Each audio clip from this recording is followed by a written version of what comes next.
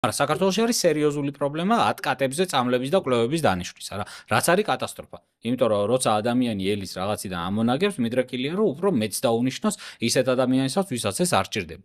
ეხლა სისტემა მე მაღაზიაზე სხვანაირად უყურებდი ამ პრობლემას. ეხლა იმდენად ჩემთვის საყვარელ ადამიანებს შეხებია ეგ საქმე რა.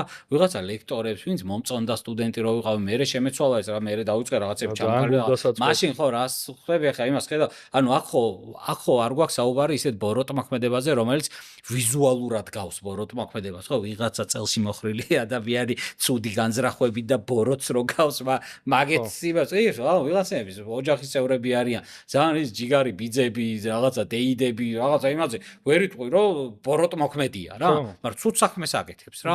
ამას ეხა ჰაბიტოსი სხვანაირად გამოიყურება, ეს მე გიჭირს რა მაგის განსჯა და შეფასება რა. ამიტომ ეგეც უნდა დავცალოთ პიროვნულობისგან, ეს საკითხი და აი მაგასაც ვიტყვი რომ და მაგას ხო აქვს გამართლება. ახლა სისტემა გეუბნება რომ არა გაქვს რა, შეიგო, ხელფასი გაქვს 2 ლარი, ასეთია რა, ასეთია თამაშის წესები, აი მაშინ და იშოვე რა შენით. და ეს ექიმიც თან ხდება ამ წესებს და იმის ნაცვლად რომ სულ მაგას ვეუბნები ყველას, ექიმს, არა ექიმს, რომ რაღაცა პრობლემა თუ არის, აი არასწორი, ხო? მე ვთვლი რომ ჩემი შრომა ღირს ამდენი და ჩემი დამსაქმებელი სახელმწიფო თუ კერძო დამსაქმებელი არ მაძლევ ამდენს.